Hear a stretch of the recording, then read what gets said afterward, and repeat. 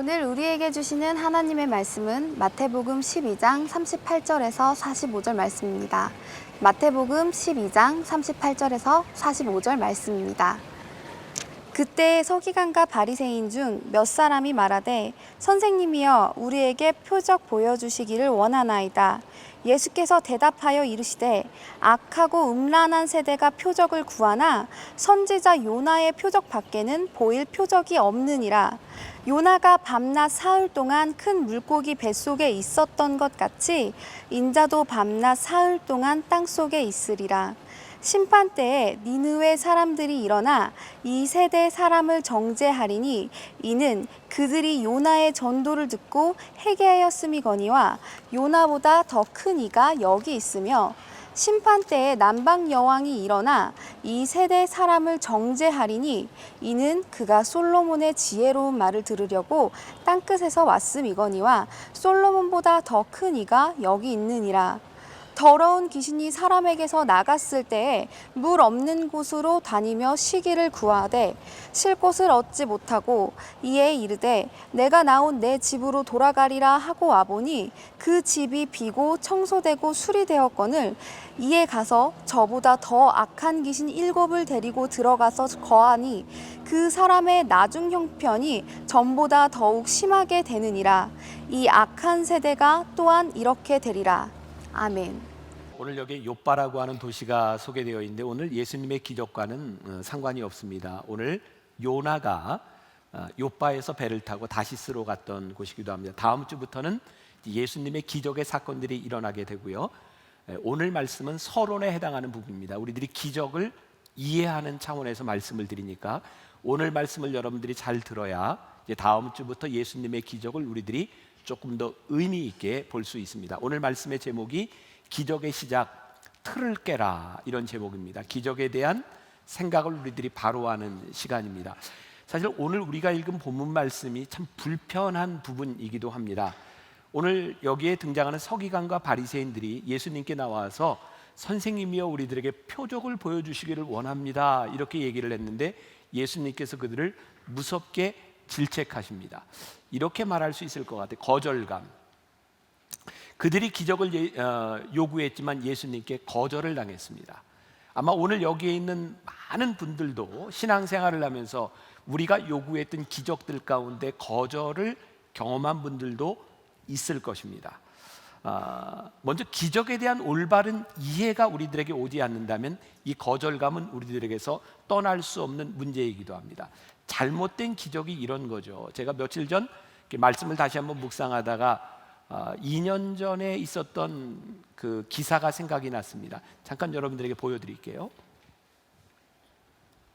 Prominent snake handling pastor Jamie Kutz, the star of National Geographic's Snake Salvation, died at his home in Middlesbrough, Kentucky on Saturday after declining to seek medical treatment for a snake bite.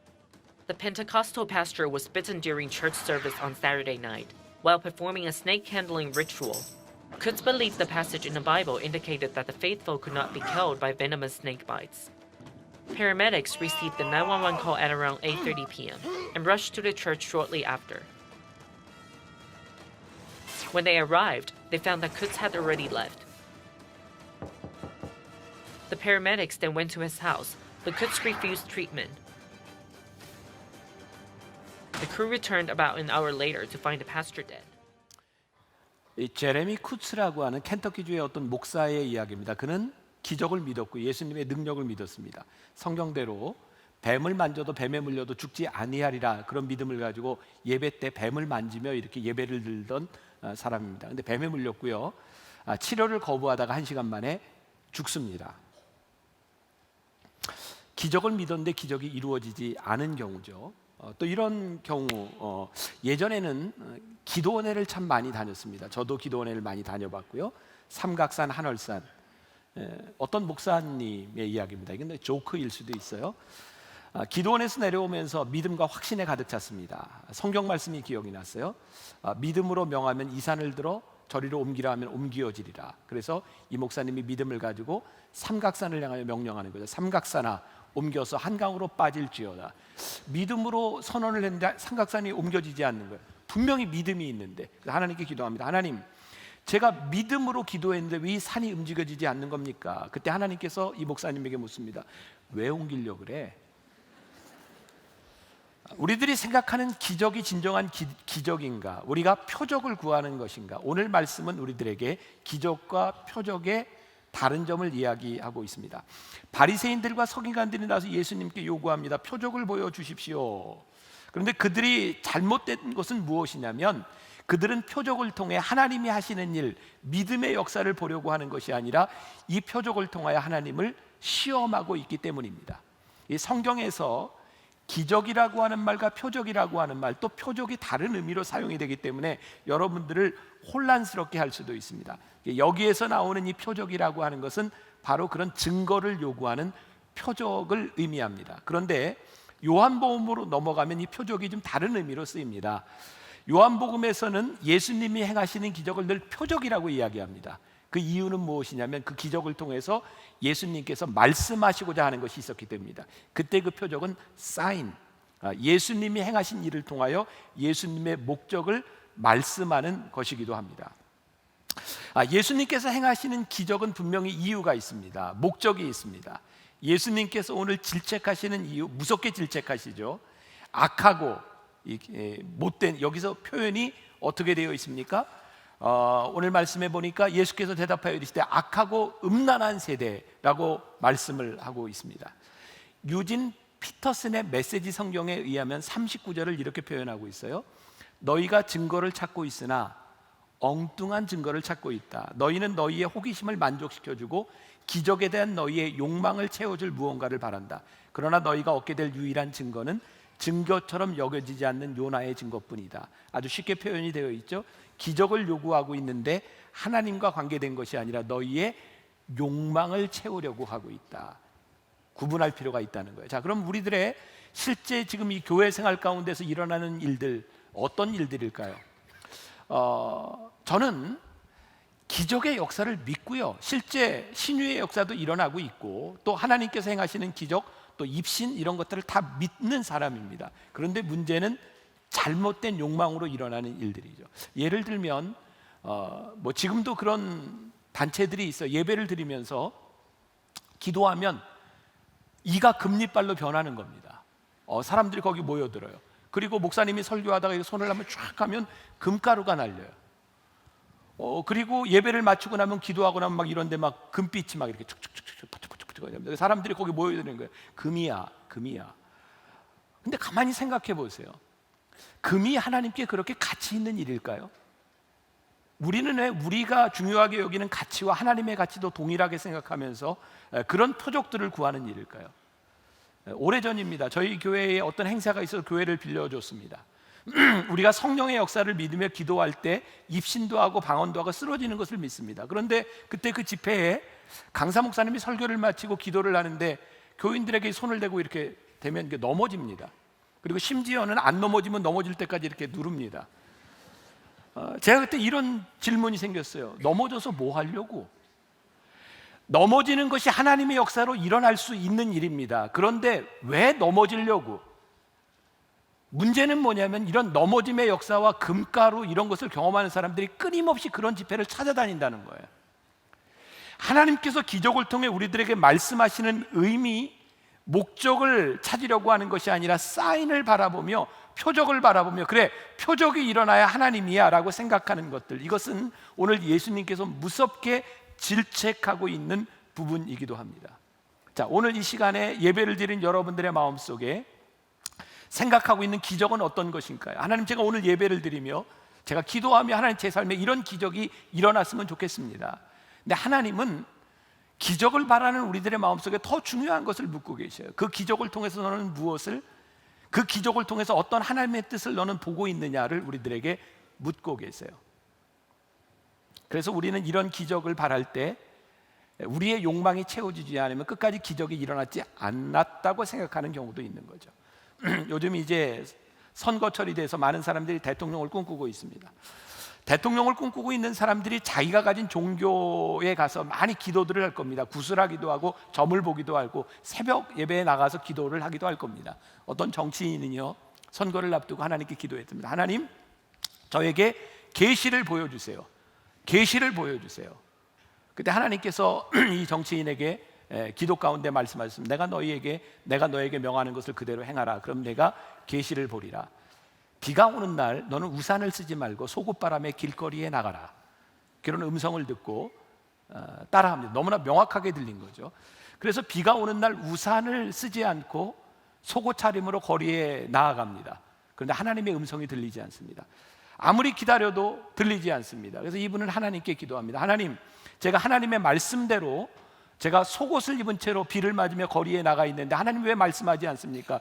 제가 이곳에서 바보가 된 느낌이 듭니다. 그때 하나님께서 이렇게 말씀합니다. 내가 지금 바보가 된 느낌이 들었다면 네가 응답을 받았느니라. 이게 지금 잘 안 통하는군요. 네. 이 사람은요, 하나님께서 가르쳐 주시고자 하는 것과 자기가 듣고 싶은 응답이 계속해서 틀리는 거죠. 여러분 가만히 보세요.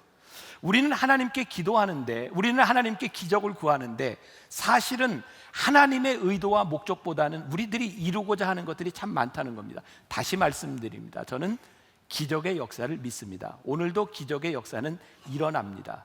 그러나 그것이 올바른 기적인지를 우리들이 보아야 되는 거죠. 이 메시지 성경 영어판에 보면은 조금 아까 읽었던 부분을 이렇게 표현을 하고 있어요. Teacher, 선생님, we want to see your credential. credential이라고 하는 거예요.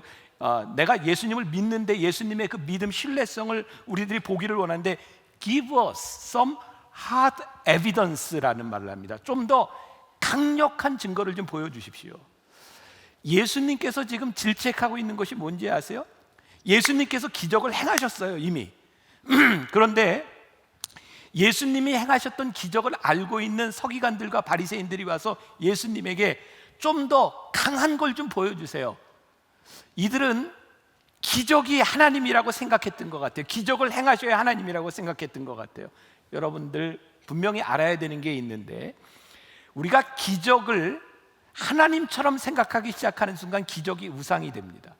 하나님은 기적을 행하시는 분이지 기적이 하나님은 아닙니다. 서기관과 바리새인들은 기적을 보아야 하나님을 믿겠다고 생각하고 그들은 끊임없이 그들을 만족시켜줄 만한 기적을 찾아다니는 겁니다. 우리들이 신앙생활을 하면서 여러 기적들을 경험합니다. 그런데 문제는 기적을 일으키셨던 하나님을 만나는 것이 아니라 기적에 중독되고 표적에 중독된 사람들이 참 많이 있다는 거예요. 이 성경은 기적을, 특히 요한복음에는 7개의 기적이 나와 있는데 그 기적을 거기서는 사인이라고 말해요. 표적이라고 말합니다. 오늘 본문에 등장하는 표적과는 조금 다른 말이에요. 왜냐하면 예수님께서 기적을 행하시고 표적을 행하시고 난 다음에 꼭 하나님의 말씀을 주십니다. 예를 들어서 요한복음 6장에 오병이어의 기적을 행하신 다음에는 생명의 떡에 대한 말씀을 하세요. 또 요한복음 11장에 나사로를 살리신 기적을 행하신 후에는 부활에 대해서 설명을 하세요. 그러니까 기적은 그것이 목적이 아니라 기적을 통하여 하나님이 우리들에게 주시고자 하는 메시지가 분명하다는 말입니다. 그래서 오늘 기적만을, 표적만을 구하고 있는 서기관들과 바리새인을 향하여 예수님은 뭐라고 말씀하시냐면 악하고 음란한 세대가 표적을 구하나라고 말씀하고 있습니다. 이 말씀은 우리들이 기적을 구할 때 하나님께서 우리의 인생의 문제를, 기적을 거절하셨다 이런 뜻이 아닙니다. 하나님은 불신앙으로 하나님을 시험하는 기적을 거부하고 계시다고 하는 것을 분명하게 말씀하고 있습니다. 예수님께서 그들의 마음을 꿰뚫어 보고 계셨던 거예요. 그들이 원하는 기적은 하나님과의 관계 속에서 일어나는 것이 아니라 하나님을 시험하며 자신들을 만족시키기 위한 것이었다는 거예요. 자, 오늘 여기에서 우리의 신앙을 점검해야 되는 중요한 포인트가 있습니다. 많은 사람들이 교회를 찾으며 하나님을 찾으며 하나님을 알기 원하는 것보다 우리들이 원하는 기적을 통하여 우리의 욕망이 채워지기를 원하는데, 문제는 우리의 욕망은 절대로 채워지지 않는다는 거예요. 기적을 통하여 하나님이 어떤 분이신지를 우리들이 바라보고 그 믿음을 고백하지 않으면 우리는 계속해서 또 다른 표적과 기적을 우리들이 구할 수밖에 없다는 거예요. 야고보서 4장 3절에 보면 구하여도 받지 못하면 정욕으로 쓰려고 잘못 구하기 때문이다 라고 말씀합니다. 우리가 흔히 많이 듣던 이야기예요. 하나님의 응답은 여러 가지로 옵니다. 하나님의 기적은 우리들이 생각하지 않았던 방식을 통해서도 옵니다. 문제는 하나님의 기적이 올 때에 우리의 욕심과 정욕으로 구하면 하나님의 기적이 보이지 않는다는 거예요. 하나님의 응답이 없는 것이 문제가 아니라 우리들이 하나님의 응답을 깨닫지 못하는 것이 문제라고 야고보서 기자는 이야기하고 있죠. 오늘 여러분들 주보에 책을 하나 소개해드렸습니다. 내가 왕 바리새인입니다. 허운석 선교사가 쓴 책인데요, 거기에 이런 글이 나와요. 자아가 펄펄 살아서 기도하면 그 기도를 하나님이 듣지 않으십니다. 은혜의 시간에는 응석을 받아주시지만 진리의 세계로 들어가면 절대로 받아주시지 않습니다. 사실 우리가 기도하는 대로 하나님께서 다 들어주신다면 우리가 얼마나 교만해지겠습니까? 응답해 주신 열매를 다 먹고 나면 곧 은혜를 잊어버리고 하나님을 대적하지 않겠습니까? 기도는 세상 것을 달라고 요구하는 청구서가 아닙니다. 그런 것은 하나님이 주시는 사은품에 불과합니다. 한낱 부스러기 같은 사은품을 탐낼 게 아니라 주님이 내게 오시기를 구해야 합니다. 주님을 완벽하게 만나는 자리가 바로 기도의 자리인 것입니다. 가만히 생각해 보니 우리는 그런 자랑, 그런 생각을 참 원했던 것 같아요. 내가 기도하면 하나님이 다 들어주시는 거예요. 그런데 조금 더 생각해 보니까 하나님이 진리의 하나님이시라면 내가 원하는 것을 다 들어주시는 분이 아니라 우리들이 응석을 부릴 때 우리의 기도를 들어주시지만 결국 우리들이 진리 가운데 가기를 원하시는 인격적인 하나님이시기 때문에 우리의 바라는 기적이 이루어지는 것보다 더 큰 하나님의 진리의 세계로 들어가기를 원하시는 거예요. 그러니까 우리가 신앙의 초보 때에는 바리새적일 수 있으나 이제 우리들이 진리 가운데 기적을 보는 눈이 열려야 한다. 그래서 예수님께서 이렇게 말씀하세요. 기적의 한계성에 대하여, 기적이 얼마나 불완전한 것인가에 대해서 말씀하고 계세요. 자, 43절에서 45절 보세요. 굉장히 불편한 얘기일 수도 있어요. 더러운 귀신이 사람에게서 나갔을 때에 물 없는 곳으로 다니며 쉬기를 구하되 쉴 곳을 얻지 못하고 이에 이르되 내가 나온 내 집으로 돌아가리라 하고 와보니 그 집이 비고 청소되고 수리되었거늘 이에 가서 저보다 더 악한 귀신 7을 데리고 들어가서 거하니 그 사람이 나중 형편이 전보다 더욱 심하게 되느니라. 이 악한 세대가 또한 이렇게 되리라. 자, 이게 무슨 얘기예요? 어떤 사람이 귀신 들렸는데 기도하고 귀신이 나간 거예요. 그런데 나간 귀신이 갈 데가 없어요.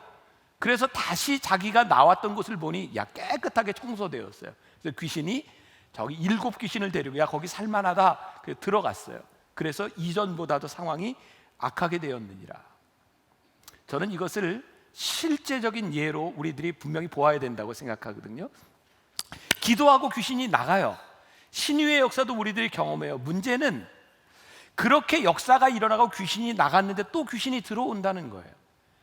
기적이 일어나는 것은요, 하나님의 은혜의 역사입니다. 우리가 하나님의 은혜를 경험합니다. 문제는요, 은혜를 경험한 우리들에게 진리가 거하지 않으면 거기에는 또 다른 악한 영들이 들어올 수 있어요. 저는 실제적으로 이런 것을 경험했기 때문에 여러분들에게 말씀드려요. 어느 날 저희 교회 교인 한 분이 직장 직원인데요, 귀신에 들렸다고 찾아왔어요. 제가 그분을 붙들고 어머니 기도를 해서 1시간 넘게 기도했습니다. 귀신하고 대화도 했고요. 정말 1시간 넘게 기도하며 그 귀신이 나갔어요. 제가 얼마가 지나서 그분에게 물어봤습니다. 어떻게 되셨어요? 그랬더니 그때 나갔는데요, 또 귀신이 들어왔어요. 실제 그런 일이 있어요. 제가 BTD 영성훈련에서 동일한 것들을 경험합니다. 그러면서 깨닫게 된 게 있어요. 귀신을 쫓아내는 역사가 중요한 것이 아니라 그 사람이 하나님 앞에 내적인 변화와 하나님의 사람으로 변화되지 않는다면 더 악한 귀신이 들어올 수 있구나. 정말 중요한 것은 기적과 표적 자체에 있는 것이 아니라 그 기적을 행하신 하나님과 우리들의 관계가 진리 안에서 바로 서지 않는다면 이 기적은 우리들에게 또 다른 증거를 보이는 반복되는 역사일 수밖에 없다. 오늘 41절과 42절에서 심판 때에 니느웨 사람들이 일어나 2세대 사람을 정죄하리니 이는 그들이 요나의 전도를 듣고 회개하였음이거니와 요나보다 더 큰 이가 여기 계시다. 회개하였는데요, 그것으로 끝난다는 거예요. 예수님께서 계셔서 그분은 더 큰 분이시다, 또 솔로몬의 이야기를 해요. 솔로몬의 지혜의 말을 듣고 땅끝까지 왔음이거니와 솔로몬보다 더 큰 이가 계시다. 지금 예수님께서 무엇을 말씀하고 싶으신 거예요? 기적, 지혜, 회개? 그것보다 더 중요한 그것을 일으키시는 하나님, 그분이 누구인지를 우리들이 올바로 알아야 된다는 거예요. 우리들이 구해야 되는 것은 표적과 기적이 아니라 그것을 행하시는 분을 우리들이 구할 때, 표적만을 구하는 것이 아니라 그 주님을, 표적을 행하시는 분을 우리들이 바라보아야 된다. 여러분들이 지금 마음속에 있는 소원, 기적, 표적, 기도의 제목들은 아마 대부분 99% 우리들이 가지고 있는 우리들의 삶의 가시에 대한 문제입니다. 하나님, 이 가시를 우리들에게서 제해해 주세요. 그것이 기적으로 나타나기를 원합니다. 그런데 우리들이 기도하다가요, 이 가시 가운데서 우리의 모습을 봅니다. 하나님을 바라보며 기도하다가 내 몸에 있는 가시로 인하여 내가 하나님께 기도하는 우리들의 모습을 통해 우리들이 겸손을 바라보게 됩니다. 하나님을 바라보며 기도하다가 우리들의 가시가 이렇게 뽑혀지는 기적의 역사를 경험하기도 하고, 하나님을 바라보며 기도하다가 그 가시가 우리들의 삶에 하나님의 은혜로 고백이 되기도 해요. 우리가 다음 주부터 예수님께서 행하신 기적을 우리들이 보게 될 텐데, 중요한 것은 그들의 병이 나았다, 그들이 귀신에서 노임을 받았다라고 하는 것이 아니라 그들을 노임받게 하시는 주님을 고백하고요, 그들이 나음을 통해서 그들의 인생이 어떻게 바뀌어 갔나를 보게 되는 거예요. 그것이 예수님께서 기적을 행하신 참다운 의미예요. 요한복음 1장 14절에 우리가 잘 아는 말씀이 있죠. 말씀이 육신이 되어 우리 가운데 거하심에 우리가 그의 영광을 보니 아버지의 독생자의 영광이요 은혜와 진리가 충만하더라. 이게 세례 요한이 보았던 예수님의 모습이에요. 은혜와 진리가 충만하더라. 우리 주님, 기적을 행하시는 주님의 속성, 본질이 무엇일까요? 주님 안에는 은혜와 진리가 함께 충만해요. 그러니까 우리들이요, 하나님의 은혜를 입어요. 기적을 통해서 하나님의 은혜를 경험해요. 그런데 동시에 이 은혜를 통하여 하나님의 진리가 우리 가운데 거해야 돼요. 자, 이 땅에 우리들이 이단이라고 생각하는 이들의 문제는 뭔지 아십니까? 하나님의 은혜를 경험하고 기적이 일어나는데요, 그 가운데 진리가 없는 것이 이단이에요. 이 은혜, 우리들이 흔히 이야기하는 영적인 이런 표적들은요, 교회 안에서만 일어나지 않아요. 이단들뿐만 아니라 다른 영을 가진 이들에게도 동일하게 일어나는 일들입니다. 병을 고치는 일들이 기도로만 이루어지는 것이 아니라 무당의 굿을 통해서도 이루어지는 일입니다. 문제는 그곳에 진리가 없으면 은혜는 은혜로 끝나고 또 다른 표적을 계속해서 구할 수밖에 없기 때문에 우리는 악한 영에 사로잡힌 사람들이 될 수밖에 없어요. 진리가 일어나지 않는 기적은요, 비인격적입니다. 여러분들 보세요. 신유의 역사와 은사를 중심으로 하는 교회들이, 죄송합니다, 이건 일반적인 것은 아니지만 많은 그런 집단들이 쉽게 타락합니다. 이유는 뭐냐면 하나님의 은혜를 경험했는데 그것이 진리 가운데 있지 아니하고 비인격적인 관계로 맺어질 때 쉽게 타락합니다. 어떤 건가요? 기적을 행했는데 그 이후에 금전적인 것과 연관이 돼요. 은사 집회가 이루어지는 어떤 큰 교회의 이야기입니다. 어느 정도 진짜인지는 모르겠지만 그 목사님이 교인들에게 신방을 하면은 이렇게 공개적으로 요구한답니다. 내 신방을 받으려면 1,000만 원을 내세요. 담임 목사님의 신방을 받으려면 1,000만 원을 내야 된답니다. 참, 여러분들 좋은 교회 다니는 거예요. 네? 만일 제가 여러분들에게 이렇게 얘기하면, 여러분, 제가 담임 목사고 제가 여러분들에게 기도하면 하나님의 역사가 일어날 터이니 제가 신방할 때 1,000만 원을 헌금하세요. 여러분, 병이 나을 수 있습니다. 기적이 일어날 겁니다. 1,000만 원 내실래요, 안 내실래요? 대답이 없으시네. 교회를 떠나든지. 자, 보세요.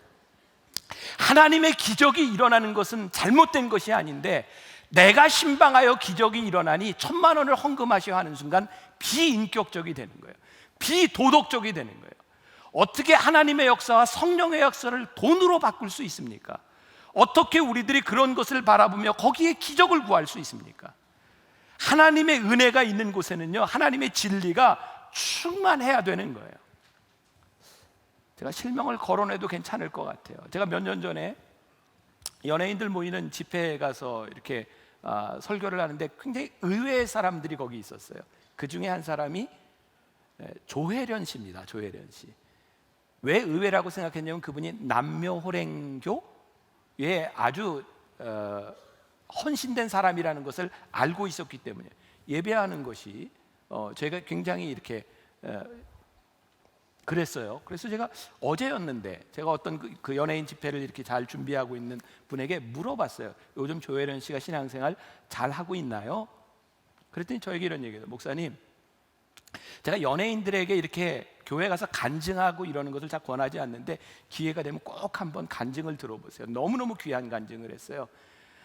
이 조혜련 씨는 예수 믿은 지가 얼마 안 되고요. 그 선배들이, 연예인들이 있는 자리에서 어떤 간증을 했냐면, 왜 여러분들은 예수를 믿으면서 성경을 읽지 않습니까? 그러면서요, 왜 예수를 믿으면서 뜨거운 곳, 무슨 역사 이런 것들을 이렇게 막 찾아다니기를 좋아하면서 왜 성경을 읽지 않습니까? 남묘호랭교에서도 그런 기적이 있습니다. 병자가 낫습니다. 교회가 아니어도 그런 기적들은 일어나는데, 내가 하나님의 말씀을 보면 놀라운 것은 하나님의 말씀이 진리인 것을 깨달았고, 그 말씀이 이렇게 달고 오묘한데 왜 예수 믿는 여러분들이 말씀을 읽지 않는 겁니까? 이상하다고 이런 이야기를 했다는 거예요. 제가 그 이야기를 들으면 아주 공감했어요. 만일 우리가 표적과 이적을 바라보며 우리들이 예수를 믿는다면 우리는 어느 날 굉장히 공허하게 될 것입니다. 왜? 그 속에 진리가 없기 때문이에요. 그래서 이제 다음 주부터 우리들이 예수님의 기적에 대한 이야기를 하나하나 우리들이 만나게 될 터인데, 그 기적의 중심이 있는 것이 아니라 그 기적을 일으키시는 주님이 어떤 분이신지를 보려고 해야 우리의 신앙의 변화가 일어나게 될 거예요. 고린도후서 12장 9절에 보면 아주 유명한 사도 바울의 고백이 있죠. 나에게 이르시기를 내 은혜가 내게 조카도다. 이는 내 능력이 약한 데서 온전하여짐이라 하신지라. 그러므로 도리어 크게 기뻐함으로 나의 여러 약한 것들에 대하여 자랑하리니 이는 그리스도의 능력이 내게 머물게 하려 함이라. 사도 바울이요, 어느 날 진정한 은혜를 경험하게 돼요. 능력을 경험하게 돼요. 사도 바울에게는 가시가 있었죠. 하나님께 기도합니다. 하나님 고쳐주세요. 근데 그가 그의 가시를 놓고 하나님께 기도할 때 하나님의 임재를 경험해요. 그리고 하나님의 임재 가운데 그의 약함을 보게 되는데, 그 약함이 강함이라는 걸 깨닫게 돼요.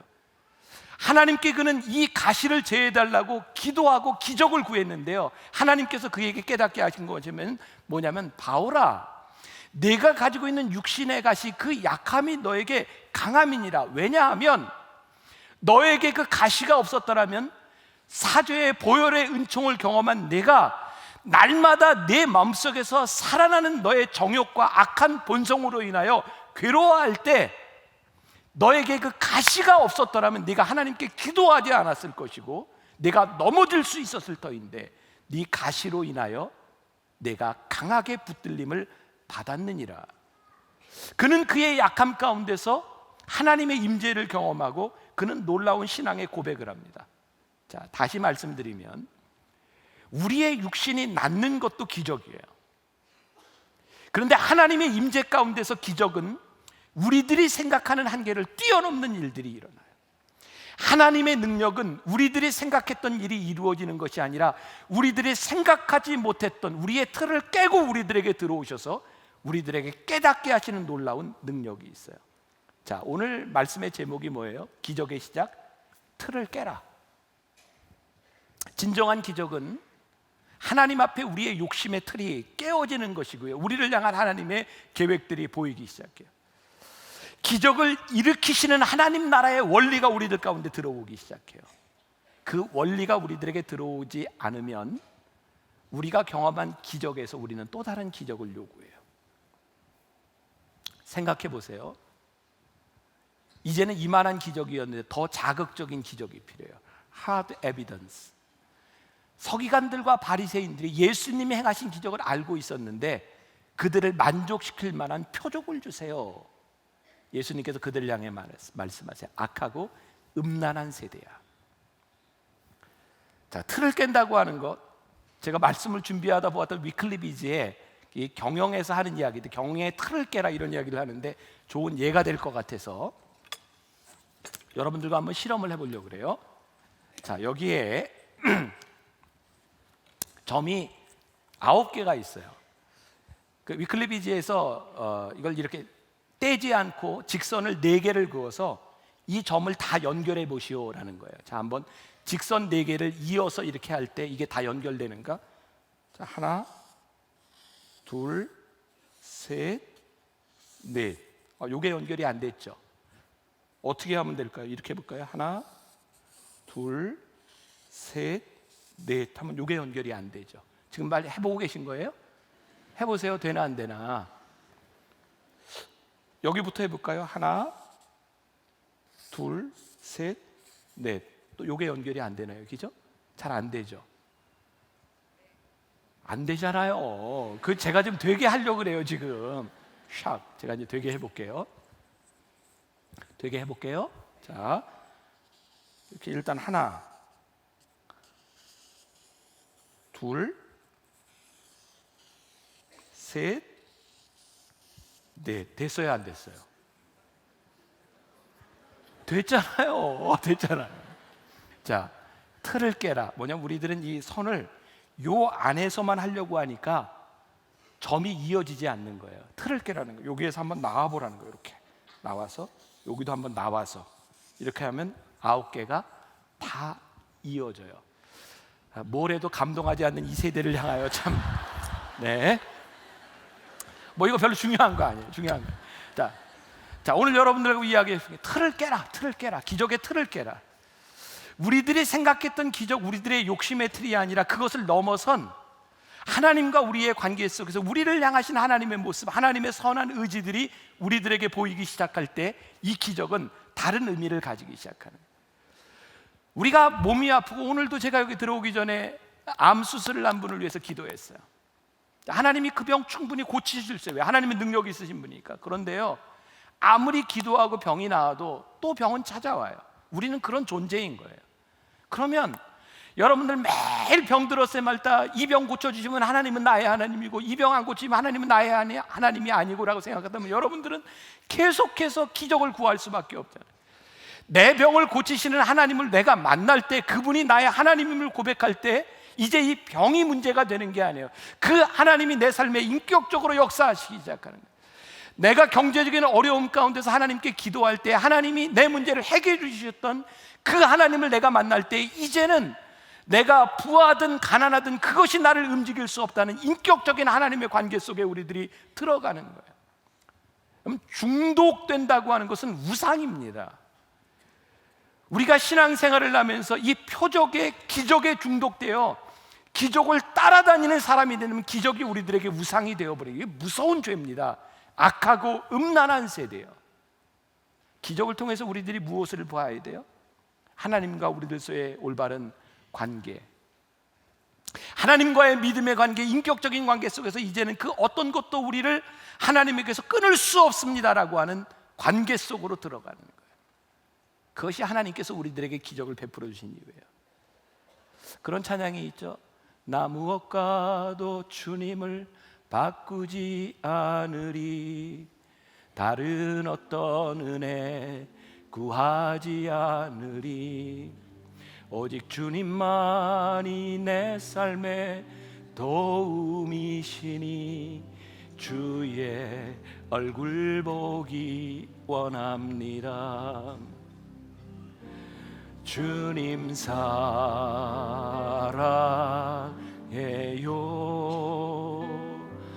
온 맘과 정성 다해 하나님의 진실한 친구 되기 원합니다. 제가 본래보다 키가 좀 높았죠. 이따가는 낮춰서 합시다. 주님 사랑해요, 나 무엇과도 주님을 바꾸지 않으리. 언제 이런 고백이 일어나냐면 기적을 통해서 하나님을 우리들이 깨닫게 되었을 때, 알게 되었을 때, 나 무엇과도 주님을 바꾸지 않으리. 기적은요, 우리들이 하나님과의 관계 속으로 들어가는 좋은 매개체가 됩니다. 근데 기적이 우리들에게 우상이 되어서는 안 돼요. 자, 저는 이번 이제 12주 동안 우리들이 말씀을 우리들이 배우면서 저는 여러분들의 삶에 일어나는 기적을 기대합니다. 그 신유의 역사든 경제적인 문제든 여러분들의 인격의 문제든 귀신이 물러가는 문제든 여러분들의 삶의 기적을 기대합니다. 정말 우리들이 기대해야 될 것은 그 기적을 통하여 여러분들이 하나님을 붙드는 일이에요. 나 무엇과도 주님을 바꾸지 않겠습니다. 그래서 우리의 욕심이 아니라 내 기도 가운데 하나님이 기뻐하시는 일이 무엇인가를 보기 시작할 때 우리가 인격적인 그리스도인이 돼요. 여러분, 우리는 정말 열심히 기도하고 하나님의 기적을 체험했던 사람들 가운데서 하나님의 성품을 참 많이 보지 못했어요. 어떻게 그렇게 하나님의 기적을 체험하는데 어쩌면 그렇게 비인격적이고 어쩌면 그렇게 하나님의 은혜를 경험했음에도 불구하고 끝까지 자기중심적이고, 하나님이 기뻐하시는 일을 우리들이 보기 시작하는 거예요. 여러분, 자녀들을 위하여 기도하는 것이 절대로 잘못되지 않았어요. 근데 여러분, 자녀를 위해 기도할 때 내 자녀뿐만 아니라 다른 이 땅의 자녀들의 모습이 보여야 돼요. 이제 제 아들도 곧 군대를 갈 겁니다. 군대 가는 자녀들을 위해서 얼마나 많이 기도해요? 근데 우리는 이런 기도는 안 했으면 좋겠어요. 하나님, 우리의 편한 곳에 보내주세요. 왜? 우리 자식 편한 곳에 가면 누군가 남의 자식 그 자리 가야 되잖아요. 하나님이 진짜 원하시는 일일까요? 아니요. 하나님, 내 자식 어디에 있든지 하나님 앞에 귀한 자식으로 훈련받게 하시고 연단받게 하시고 이기게 해주세요. 우리 교회를 위하여 기도하는 거 잘못되지 않았어요. 그런데 우리 교회를 위해 기도할 때 다른 어렵고 힘든 교회들이 우리들의 눈에 보여야죠. 우리 교회가 잘 되는 것이 문제가 아니라 너무너무 마음 아프잖아요. 큰 교회들이 전도한다는 이름으로 작은 교회 앞에 버스를 세워놓고 교인들을 실어가는 일들, 그런 거 하지 말아야 되잖아요. 교회가 부흥하는 것이 나쁜 것이 아니라 우리 교회를 사랑하시는 하나님께서 다른 교회를 향한 하나님의 마음도 있다는 걸 우리들이 보아야 되잖아요. 어떻게 남의 교회 교패가 붙여 있는 곳에 가서 우리 교회 와서 목사님 설교 한번 들어보세요. 어떻게 그렇게 전도할 수 있어요? 하나님의 마음이 보여야 우리들이 하나님 앞에 기도하는 것이 진정한 기적의 역사가 되고 하나님의 성품이 우리 가운데 들어오게 되고 우리들이 더 큰 하나님의 뜻을 볼 수 있잖아요. 하나님이 행하시는 기적을 통해 우리를 향한 하나님의 마음을 여러분들이 배워가는 시간, 여러분 기도하셔야 돼요. 하나님, 이번 기간에 하나님의 기적의 역사가 우리의 삶에 일어나게 하여 주옵소서.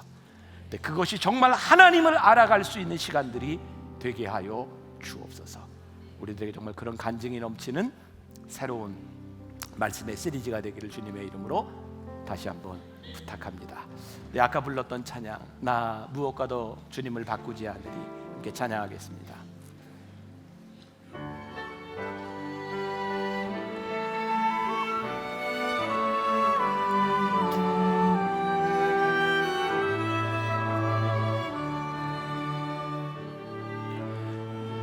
무엇과도 주님을 바꾸지 않으리,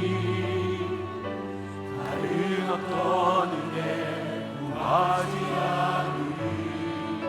오직 주님만이 내 삶의 도움이시, 주의 얼굴 보기 원하니. 나 무엇과도 주님을 바꾸지 않으리, 무엇과도 주님을 바꾸지 않으리, 다른 어떤 은혜 구하지 않으리. 오직 주님만이 내 삶의 도움이시, 주의 얼굴 보기 원하니. 나 무엇과도 주님을 바꾸지 않으리, 무엇과도 주님을 바꾸지 않으리, 다른 어떤 은혜 구하지 않으리. 오직 주님만이 내 삶의 도움이시, 주의 얼굴 보기 원합니다. 주님 사랑해요.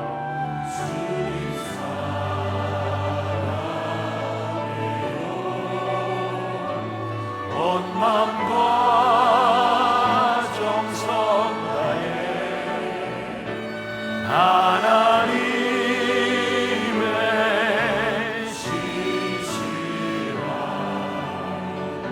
주되기 원합니다. 나 무엇과도 주님을 바꾸지 않으리.